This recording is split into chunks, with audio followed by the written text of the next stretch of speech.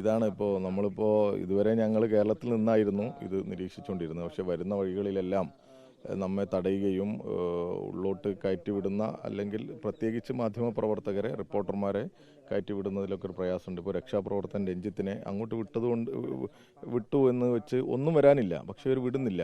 ഇപ്പോൾ എന്തോ ഇവരുടെ ഈ രക്ഷാപ്രവർത്തനത്തിലെ അലംഭാവം പുറത്തറിയുന്നതിൽ അവർക്ക് ഒരു പ്രയാസമുണ്ട് എന്ന് തന്നെയാണ് നമ്മൾ മനസ്സിലാക്കുന്നത്. തുടക്കം മുതൽ ഇവരിലെ ഒരു ഇടപെടൽ നമുക്കാർക്കും അത്ര സംതൃപ്തിയുള്ള ഒന്നായിരുന്നില്ല. നമ്മളാരും പ്രതീക്ഷിച്ചതുപോലെ ആയിരുന്നില്ലല്ലോ ഇവർ ചെയ്തിരുന്നത്.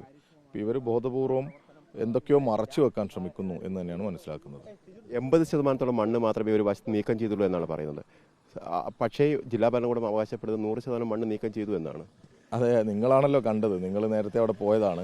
ആദ്യം ഇവർ 98% മണ്ണും നീക്കം ചെയ്തു എന്ന് പറഞ്ഞതിന് ശേഷം ഒരു ദിവസം പൂർണ്ണമായും സൈന്യം ഉൾപ്പെടെ വന്ന സമയത്ത് മണ്ണ് നീക്കം ചെയ്തത് നമ്മൾ കാണുകയാണ്.